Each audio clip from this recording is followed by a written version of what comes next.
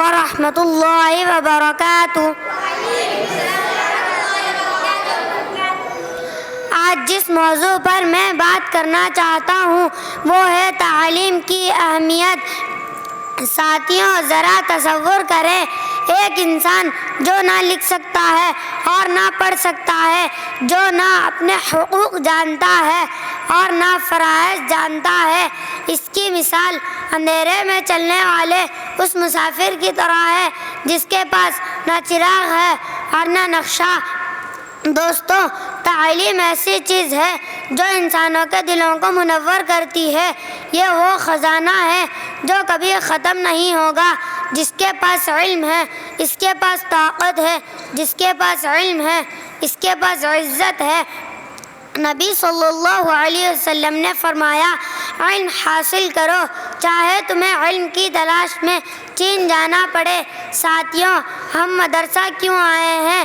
کیونکہ ہم اچھے انسان بننا چاہتے ہیں، ہم اپنے ماں باپ کا سہارا بننا چاہتے ہیں، اسلام کو پھیلانا اور اس کی حفاظت کرنا چاہتے ہیں، ہم اپنے پورے خاندان کے ساتھ جنت میں جانا چاہتے ہیں، ہم اپنے ملک کے نام کو روشن کرنا چاہتے ہیں، اور یہ سب کچھ تعلیم ہی سے ممکن ہے۔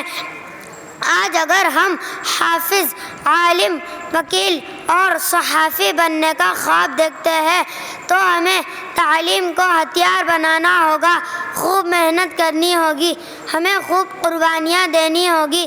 کتنے بچے ایسے ہیں جن کو پڑھنے کی سہولت نہیں ہے، جو کتابیں دیکھ کر حسرت کرتے ہیں، مگر اللہ نے جب موقع دیا، ہمیں پڑھنے کا موقع مل رہا ہے تو ہمیں اس نعمتوں کی قدر کرنا چاہیے۔ میں اپنے تمام دوستوں سے کہنا چاہتا ہوں، پڑھو، خوب دل لگا کر پڑھو، کیونکہ تعلیم تمہیں اندھیرے سے نکال کر روشنی کی طرف لاتی ہے۔